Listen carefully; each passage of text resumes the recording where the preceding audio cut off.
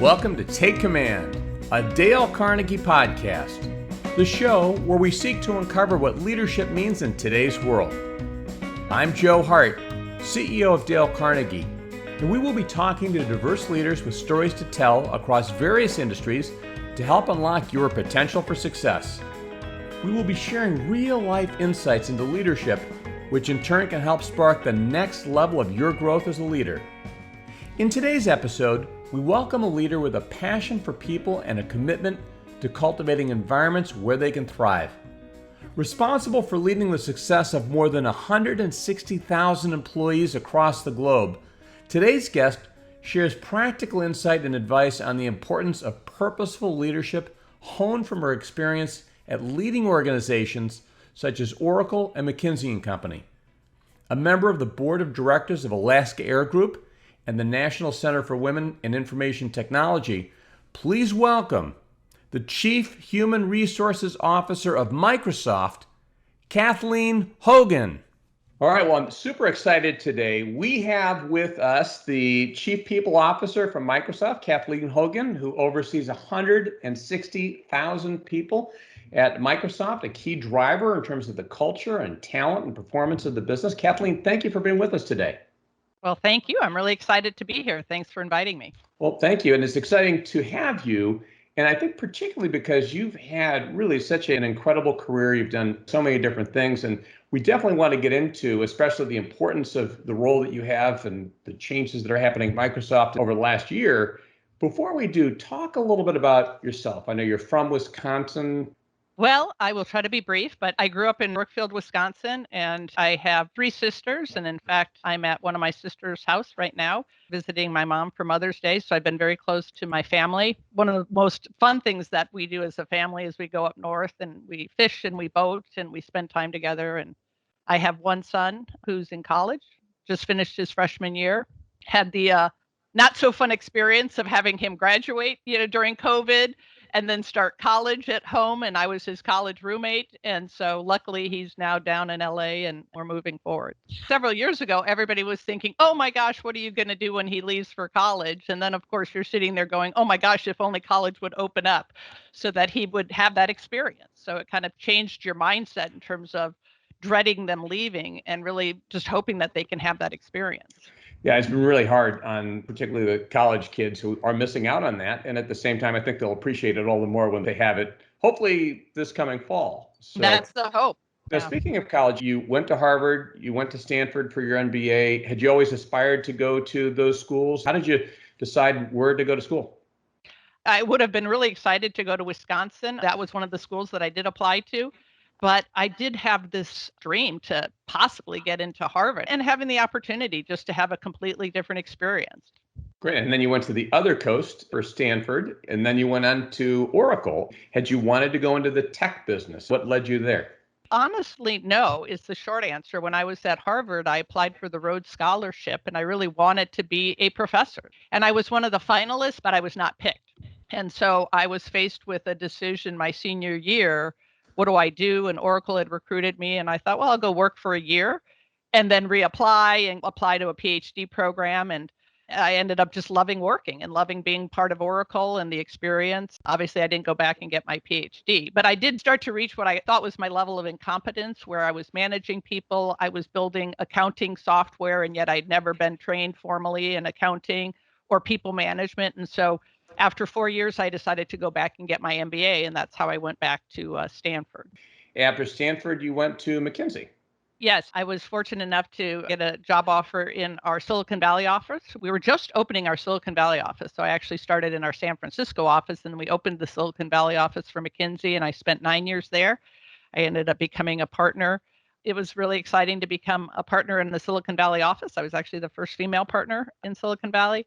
And spent, like I said, 9 years there. And one of my clients was actually Microsoft. And so I'd served Microsoft for many years. And so when Kevin Johnson, who was running sales, services, and marketing, and he asked me to come join him, kind of in a COO-like role, that's when I made the decision to leave consulting. And it was much more predictable than the life of a consultant when you're constantly getting called for client situations and traveling. And I had a new son and made the decision to make that life change. What was the decision like for you to decide to go to Microsoft? It sounds like it was something you were pretty excited about. I had worked with Kevin for many years. And so, on one level, I had an enormous amount of respect for Kevin as well as the company. I really thought that the company and its global platform was a huge opportunity. And then the other thing was, I was trying to work part time.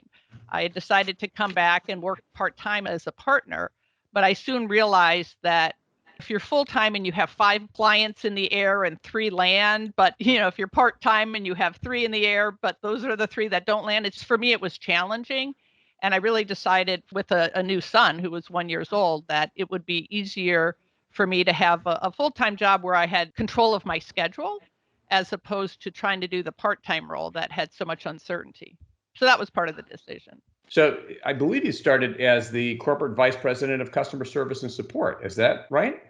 The first thing was I was COO to Kevin Johnson, who was running sales services and marketing. And then several years in, I had the opportunity to move to run customer support. And so that was a big, huge transition because I went from 300 people to about 9,000 people and running our global support organization for Microsoft. So that was a huge opportunity.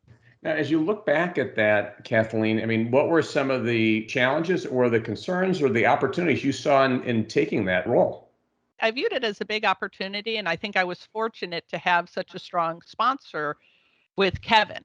And so having Kevin as the sponsor and saying, I think you can do this and I'll support you and I'll continue to mentor you, I think that made a huge difference in terms of me viewing this as an opportunity versus being in my mind about all the reasons why this could go wrong or not be a good opportunity. But going back, I know we're going to talk a little bit about this mindset concept, which is a really important part of Microsoft. It sounds like you really had this mindset of opportunity at that time. You were looking forward, you're looking at the opportunity. You weren't being held back by fear, which sometimes can slow any of us down.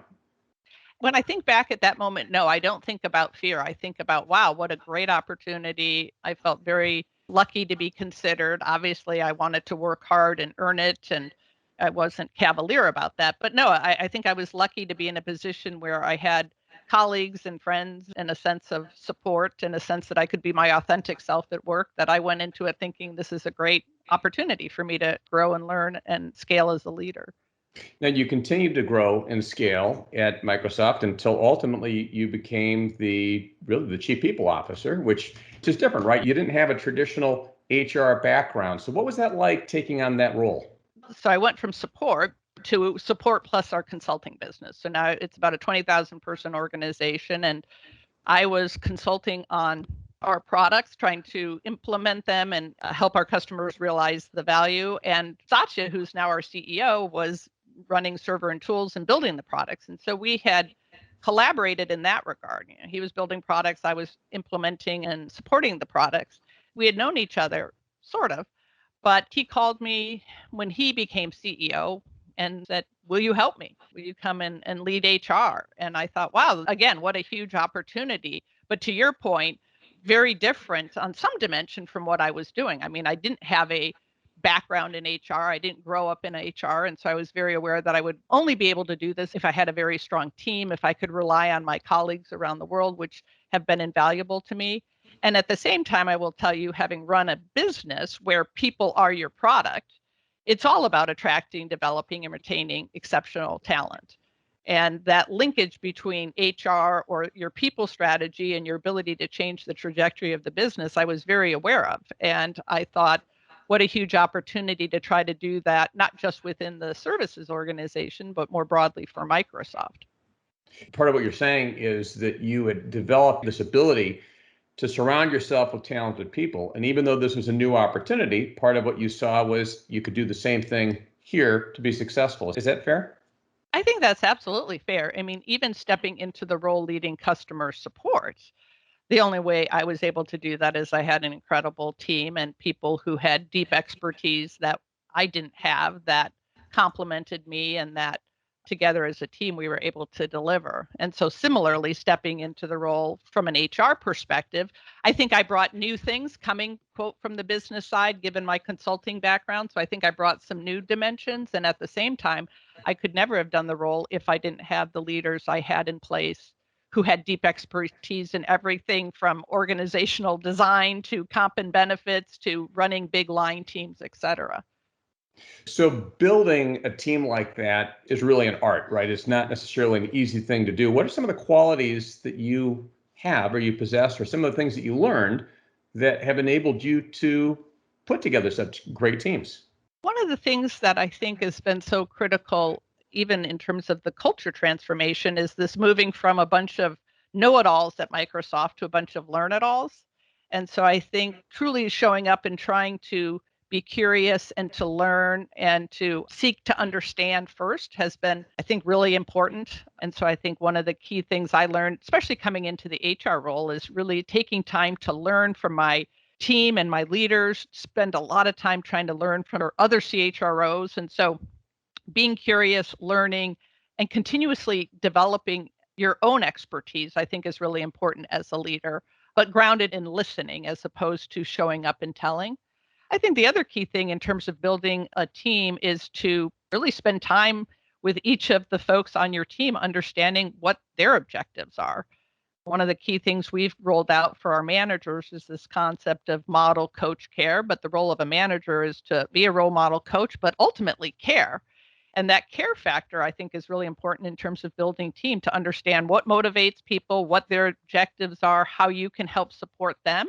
And then there's this third dimension, which is getting the team together and saying, okay, as a team, what is our mission? What gets us collectively excited about making a difference in the world? And I think the lucky thing we have at Microsoft is I think we have this mission, which is about empowering everybody to achieve more, that I think really unlocks people's sense of purpose and together doing something as a team. Those are some of the things I've learned about building teams. And then making sure you spend time as a team.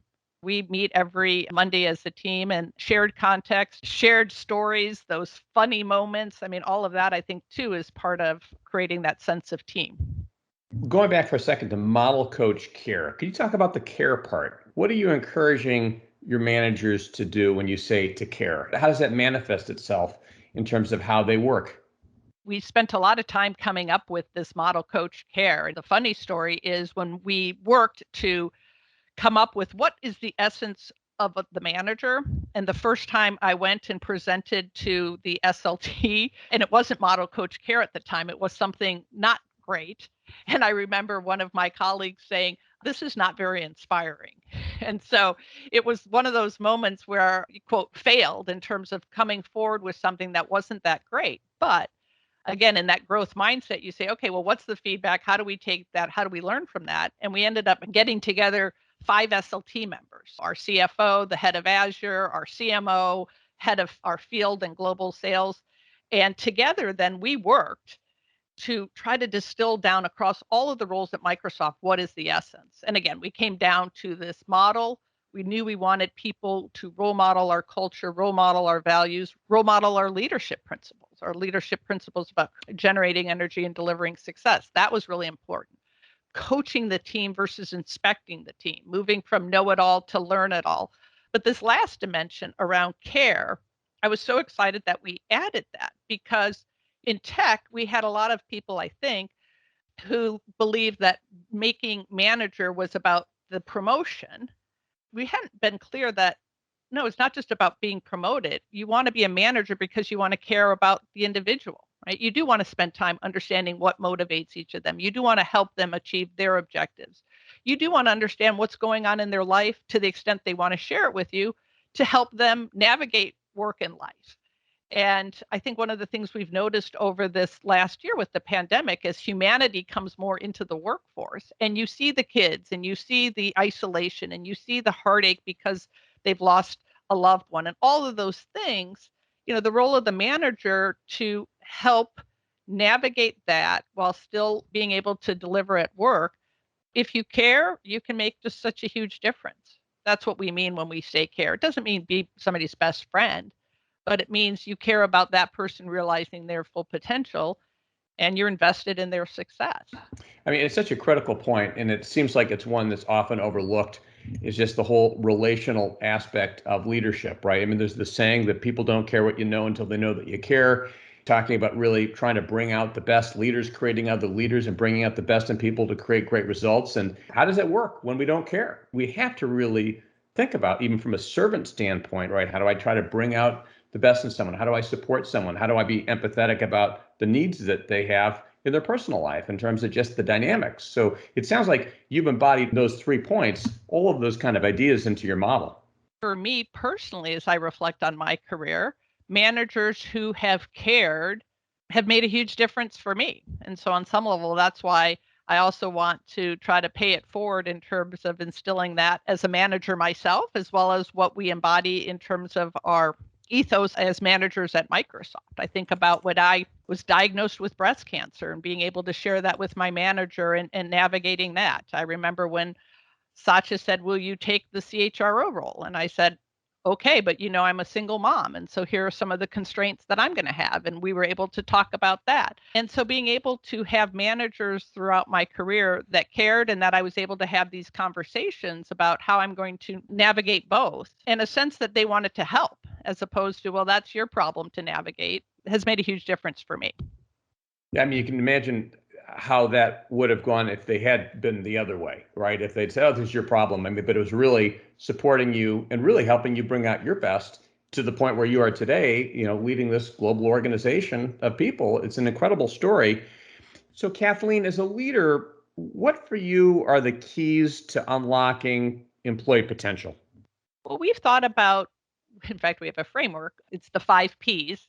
One of the P's does not stand for potential, even though that's what you asked. But when we think about trying to unlock potential for employees and what we're trying to deliver in terms of a great experience, we think along 5 dimensions. If you think about a pyramid, at the base is pay. And of course, we want to pay well and we want people to have financial security. And I'm not dismissive of that. I think it's important, but it's necessary. It's not sufficient. The other 4 layers are perks, which are benefits. And boy, oh boy, over the last year, have we realized how important those benefits are in terms of pandemic leave and other things that we've been able to deliver from a benefit perspective, to support our employees. And then the other 3 dimensions are pride. I think people want to have pride in the company and what do we take a stand on? And are they proud to say that they work at Microsoft? That is really important to us. The other P is for people. Right? Having people that you love to work with, you can be your authentic self. And this is where our culture comes in. And being surrounded with people who have that growth mindset, who challenge you to learn, who support you when you make mistakes. That's, I think, so important. And then that last piece is purpose, in that sense of, are you laying a brick or are you part of building a cathedral? Can you take this incredible platform that you have at Microsoft, where we're in 100 plus countries and we're global and we have all of these different assets, and use it to not only help Microsoft achieve its mission, but achieve your own purpose, whatever that is. And if you can make that connection and people feel like they're getting all 5 Ps, paid well, great perks, pride in the company, people they love working with, and a sense of purpose, and not just a sense of purpose for themselves, but that they're seen by others, right? That others see that purpose. Others say what you do matters, what you do makes a difference for others. I think that's the secret sauce. And when we're able to deliver on all of that, I think we retain more people. And when we can't deliver on all of that, I think we're more susceptible to lose great talent.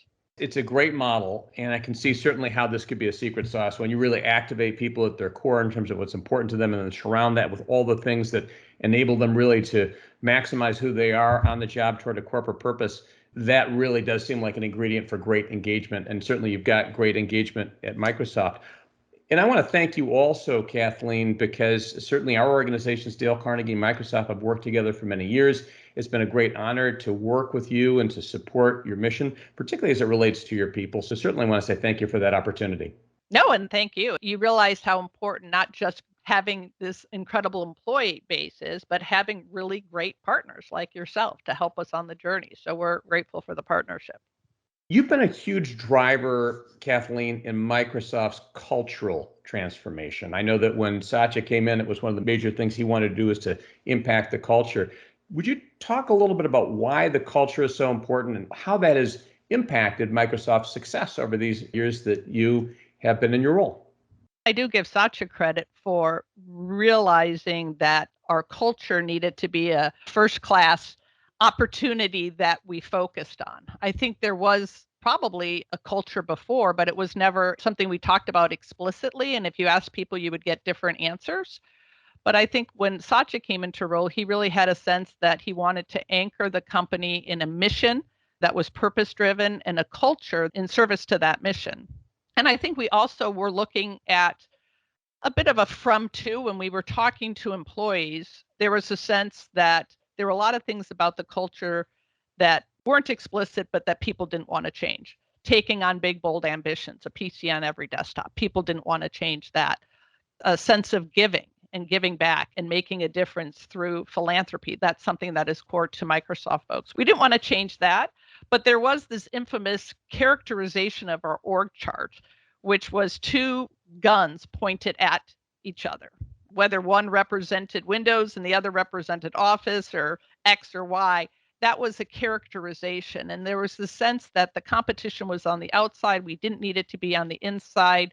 We had perhaps become too much of a bunch of know-it-alls, and it was preventing us from realizing our potential as a company. It was preventing us from seeing around corners. We didn't use the language at the time, but we had grown a fixed mindset in a lot of ways where, nope, done that, done that, done that. And when you shut people down or they don't bring forward new ideas, it can be very challenging. And so those were the from to that we wanted to change. The other funny one, it's not funny, but we can laugh about it now, is we had a value which was called self-critical, but it had deteriorated into be critical of others. So when you bring forward your idea, let us tear it down. And if you're strong enough to stand up to that, maybe your idea is worthy. And maybe that works for certain folks, but not for a lot of folks, right? For a lot of folks, that style just didn't unlock their ability to bring their best self. So we embarked on this 9-month effort to really define our culture. The key was we didn't just decide on the culture. We invested a good 9 months. We had worked with Dr. Dweck and met with her and other experts. We had focus groups, sales, engineering, millennials, non-millennials, women, men, US, non-US, really trying to make sure that whatever we were coming up with was something that really would unlock the power of broad Microsoft population. And then we ultimately had the top 200 folks at the time, in an offsite breakdown into 17 different teams, and each of the leaders of those 17 teams became the culture cabinet. And anyway, to net it out, we ultimately decided to declare and ground our culture in a growth mindset. And we said we want to have our culture be about having that growth mindset, confronting your fixed mindset, and really applying it in 3 areas: to be way more customer obsessed, to be way more diverse and inclusive, and to show up as one Microsoft, sort of the antithesis of that org chart that I just described. And I would say the last 5 years now has been about closing the gap between what we aspire to, what I just asserted, and 160,000 people's lived experience. And there is no perfection, but we're trying to close that gap so that on any given day, more people are experiencing the culture the way we aspire it, and fewer people are not. Well, it sounds like you were incredibly intentional about the importance of culture. And frankly, from the outside, looking at the success that you've had over these years, it seems like that intentionality and the culture that your CEO, initiated really has unlocked incredible growth and greatness in the company. I mean, it seems like that was really a key thing from that point on until now, and that you're continuing to do that and to close those gaps. When we first started this, it was interesting. I saw research that said 85% of companies are trying to change their culture and only 30% have been successful. So, I think the key is to be humble and recognize that you have to earn it every day and never declare victory. But again, be clear on what you're aspiring to and then how every day you're trying to be better. I personally think that living with a growth mindset is a huge unlock. I think it's a huge unlock for a company. I think it's a huge unlock for a human being. One of my favorite stories is when I first came into role, maybe I was about a month into the role, and we had outsourced staffing and it was not going well. I mean, literally, we were not able to schedule interviews. And so, as you can imagine, a lot of the executives were not happy about this. And I went to Satya and I said, this is my first email I'm sending to the executive staff. I'm not going to ask you to read my emails in general, but we read this one because I'm basically saying we're going to have to unwind what we did and we're going to fix it. and he read the mail and he said, "You're too apologetic. Just assert that you made a mistake, you're going to fix it and move on." And I tell you, when I came back and told the team, it was like this huge burden was lifted off their shoulders, because in the past it would have been, we'll come back with more data, who's to blame. And instead, when I came back with that message, I know it unlocked their creativity. We ended up hiring somebody to lead recruiting from the engineering group. We ended up changing how we recruited. We took a lot more risks.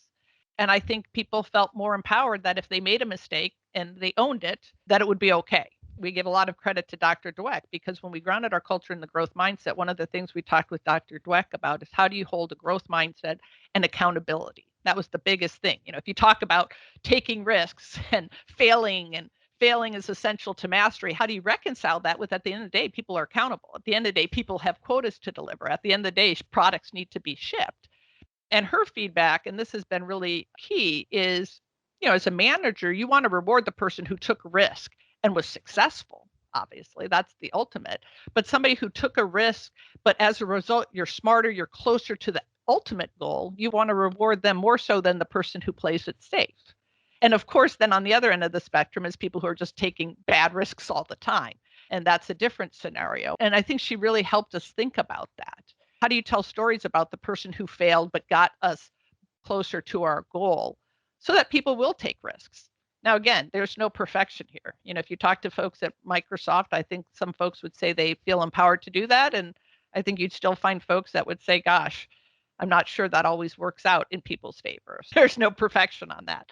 No, but like you said, it's a work in process. And by establishing the culture and saying this is what we stand for, you certainly encourage people to take those risks and to have that mindset. And it all starts with mindset. And certainly that's one of the things that we talk about a lot in Dale Carnegie is, what is the attitude? How do I see things? Dale Carnegie had said that the most important part of life is really what are our thoughts? How do we see things and so forth? And that guides everything. So any advice for companies or people who are trying to change their culture? Just a couple of quick lessons learned from all that you've been through.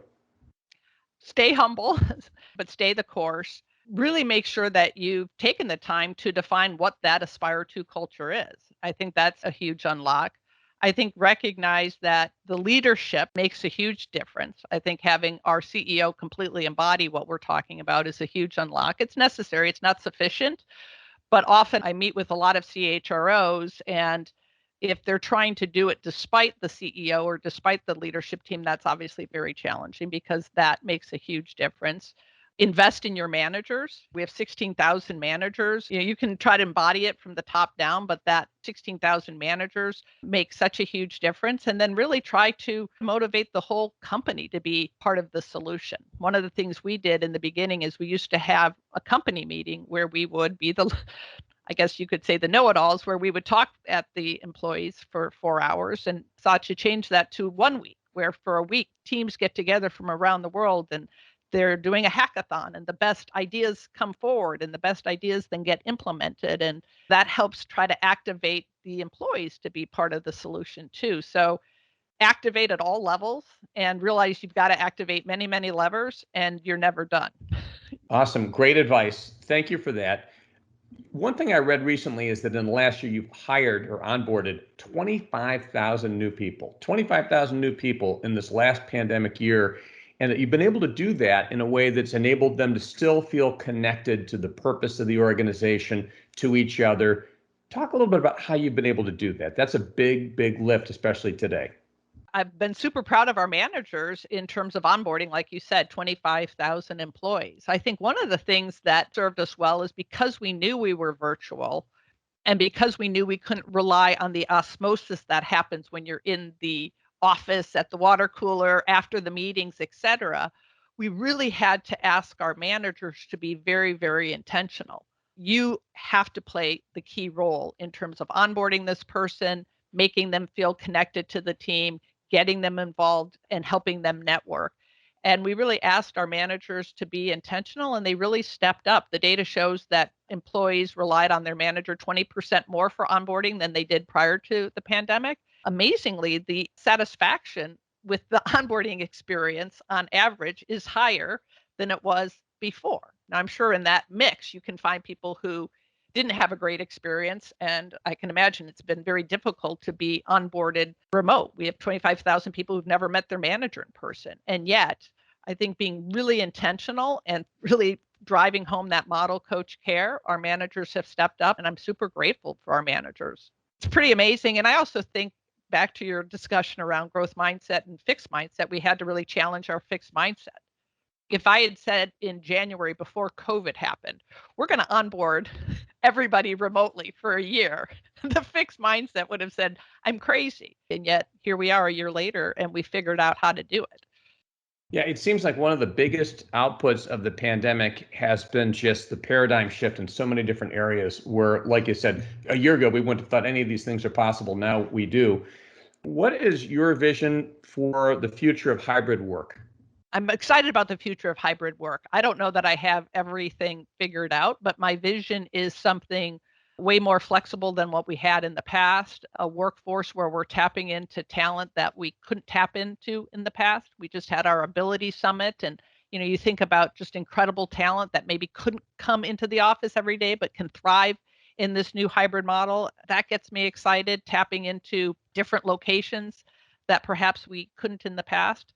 So one of the things we've talked about as a leadership team is we are definitely not going to go back to the way it was. We don't want to be troglodytes stuck in the past where we insist everybody be in the office every day. We're fortunate enough to have a lot of jobs that don't require you to be on the front lines. Let me at least clarify that. Super grateful for all of the first responders and everybody who's been out there on the front lines keeping us going. But with that said, I'm really excited that we're not going to go back to the way it was. And at the same time, we don't want to stay in the way it is, where we're all remote 100% and we never are together in person. We think we want to be in person some of the time. And we think it's going to vary by role and it's going to vary by business need. But what I'm excited about is breaking open all of these different models. I just had a meeting yesterday with a team that really believes that they can operate in a very distributed model. They're creating very clear team norms around how they're going to operate when they come back. Some folks may choose to be in the office, some choose to work from home, but how they're going to all turn their camera on. So no matter if you're in the office or not, you have a very inclusive experience. They're going to be clear on when they get together once a month, or maybe it's going to be once a quarter. And it's a completely new way of working. And I think it's really exciting. And I think we're going to have lots of different flavors. One of the things back in October, I think some folks wanted a one size fits all. Can you just commit that everybody can work from home forever? And that was impossible for me to do. But what we did come up with is clarity around 3 dimensions, how much you can work from home, moving locations and working part-time, and even legitimizing that discussion. You think about 20 years ago, you would not even have asked for that discussion. Now, not only is it legitimate, people are going to make it happen. So I'm really excited about what this hybrid can mean. I think the key things to enable that is being really clear on your policies, being really clear on your team norms. The more intentional the team can be about their team norms, the more flexibility they can create. In the past, people would have a meeting on Monday and then on Tuesday, and the time would vary. Now people are being very intentional. I'm going to ask you to be in meetings during this time or this day or this week, and then the rest you can plan around. Way more flexibility. So I'm excited about the future. Coming from Microsoft, I would be remiss not to say the third dimension to unlock this is great technology. To make this really work and have that immersive, inclusive experience, you really want to tap into the power of Teams and a lot of the things that I think Microsoft has to make that work. So. Absolutely. And Microsoft is at the forefront of so much of this, not just in the technology, but even in your leadership about what the future of work looks like. So thank you for that. As you look back on your career, Kathleen, thinking back upon your experience and the leadership that you've had, what are some of the things that you might have told a younger Kathleen? What are some of the things that maybe you've learned that you wish you knew when you were in your, say, 20s? One of the pieces of advice I got when I was at McKinsey was McKinsey won't love you when you're old.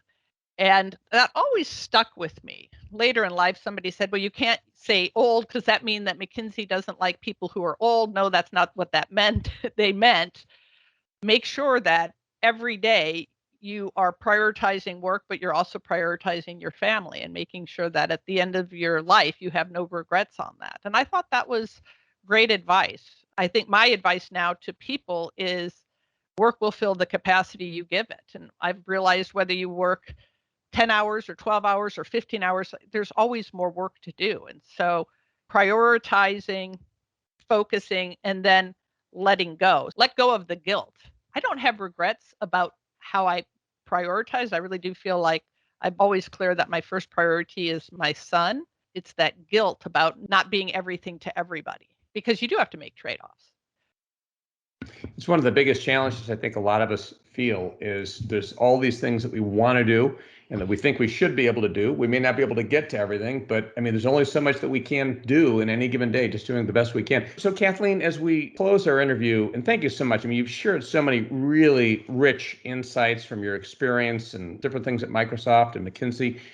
Any final advice that you might have for emerging leaders as they think about their careers, about how to take command of their careers, how to become better leaders themselves? It's a great question. I would offer two pieces of advice. The first piece of advice would be to really seek out feedback, because if you seek out feedback, people will give you feedback and it will make you better and you will learn. But a lot of times people are hesitant to do that. I remember when I wanted to make partner at McKinsey, I was in that mindset, I guess, more open to feedback at the time. And so I scheduled time with different partners who had worked with me and said, this is my aspiration. Give me feedback. What's one thing that you think I do really well, but give me two things I need to work on. When I invited that, they gave me two things to work on. Now, they weren't showing up at my door, knocking on the door and saying, hey, Kathleen, here are two things you need to work on. They probably would have thought that was offensive. But when I actually asked for that in the spirit of, here's my aspiration, help me learn and grow, people gave me that input. And so that would be one piece of advice, is to really seek out that feedback and do it in a way where you invite it, because then people will give it to you. And feedback is a gift. I know that sounds trite, but it really is a gift if it's delivered in a way to help you grow and learn. So that would be number one. The second thing is to really reflect on what is your purpose? At the end of the day, what do you really care about when you meet your maker? What is it that you really care about? And if you can get really grounded in that, I think that's key as a leader in terms of helping you make decisions with that in mind, in terms of how you spend your time, what type of role you want to have, but also helps sustain you, because the more you step up as a leader, there will be noise. There will be people who don't agree with you. But if you're grounded in that sense of purpose and what you're doing and why it matters, you can, and now I will give credit to Satya for this, because this is his great piece of advice, you will look for the signal and let go of the noise. How do you look for the signal, no matter what feedback you're getting? Take that signal, but not be thrown off course in terms of what your purpose is. And having that sense of your own true north, I think, is really important. So those would be two pieces of advice. And then going back to what we talked about, surround yourself with great teams. Try to be your authentic self. Try to have fun. Life is short. Enjoy the journey. I could give a lot more of advice to myself if I thought about it. Well, this is certainly great advice and very rich. And I know our listeners are going to love your interview. And I want to just thank you again so much for being with us today, Kathleen. Really terrific hearing and learning from you. Well, thank you, Joe. I so appreciated spending time with you, and it was fun to interact with you with great questions. Thanks, Kathleen. I hope you enjoyed this edition of Take Command, a Dale Carnegie podcast. Check out our resources page at www.dalecarnegie.com for more research, insight, and tools that will support your success in taking command of your leadership potential. If you enjoyed this episode, please consider rating it and subscribing to us on iTunes, Spotify, Stitcher, or wherever you get your podcasts. As always, thank you for listening, and we look forward to you joining us at the next episode of Take Command, a Dale Carnegie podcast.